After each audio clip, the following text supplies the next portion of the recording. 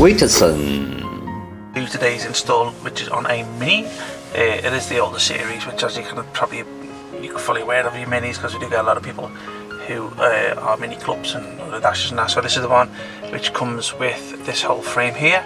All goes round there. As I say, I think this is about 2004. This car, this here, which is a little strip which says KMH. Unfortunately, you can't change it. Just with us being in the minority of the mass market, being right-hand driving on KPH, MPH should I say, that obviously you can't change that, so you will have to refer to behind the dash, the speedometer behind your steering wheel, to keep function on that. So as you see all these icons here, which basically is the engine management lights, battery lights, traction control, handbrakes, ABS, all that type of stuff. You've got your fuel gauge down here and your temperature gauge here and your fuel gauge there, so all that works fully in conjunction with the system. I say this is the home page. With it being an Android system, works totally fine with Apple phones, so don't worry about that. Android is only the operating system where you download apps to. I say it's totally functional with iPhone on Bluetooth, Wi-Fi tethering, music streaming and stuff like that. Now it can do mirror link, but I will sell it to you for mirror link. Only reason being is because a lot of the factories aren't paying for the license on the mirror link app. So as they're putting all the money into the CarPlay function of the system, then they'll find out the mirror link will start to be phased out and become less compatible with your phone the more you update the OS. So I was got mirror it, but don't come back at me if you find out you've got issues with the mirror link. Only reason being because of that. This can do everything the mirror link can do anyway, and more, because obviously mirror links only just mirrors your phone. You still have to use your phone to change features off the screen, which is dangerous when you're driving. But obviously if you download the YouTube app, Netflix, you can use the touchscreen of the system as you're doing that, so forget about mirror link. So this is the navigation. It just basically means we need to set up one of the maps there. So obviously any maps that you got on there, Waze, Copilot, TomTom, Google Maps, stuff like that you've downloaded on the system, they go into here. So if I was to select that, just basically means next time I use that would be Google Maps. So obviously, as you say, you can put any maps of choice on there. So I'll just show you the Google Maps there.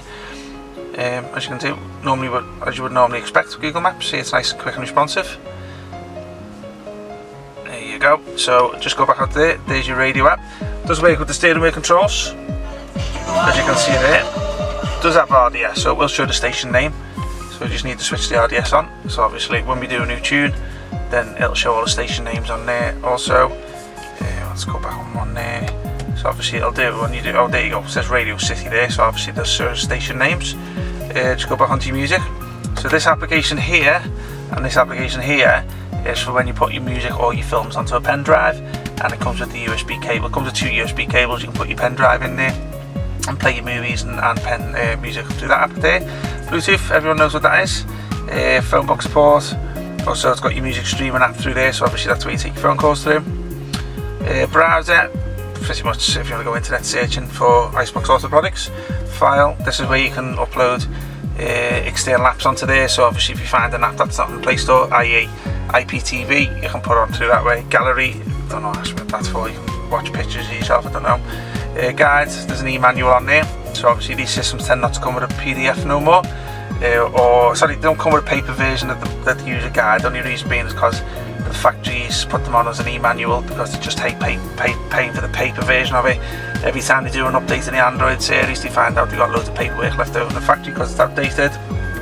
Okay, let's have a little look. 1 second, what else have we got there?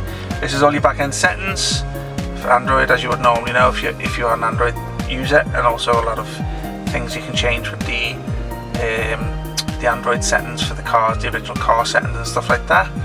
If we go into here, is all your applications. So a lot of these are on the home page, but obviously there's a lot more on here, which is where all your apps will go to. This one here is your CarPlay, Android Auto, not set up today, but obviously that's where you get your CarPlay and Android Auto through, both on a wireless connection.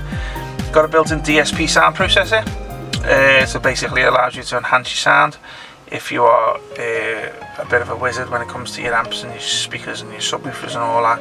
And obviously there's a lot of fine tuning you can do in there. Control, that's your steering wheel controls, which obviously is all set up anyway. Let's have a little look.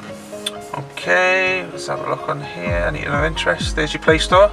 So if you want to log into the Play Store here, you can then just log onto your Play Store and download on the applications of choice through there. As you can see, nice and swift and responsive. Hop out. Radio, there's your FM radio. Settings, I believe you've been in there already. Video player, you've seen YouTube, everyone knows what that is because you're probably watching this video. Okay, so I think that's pretty much it, guys, so I'll bring it to an end. Witson.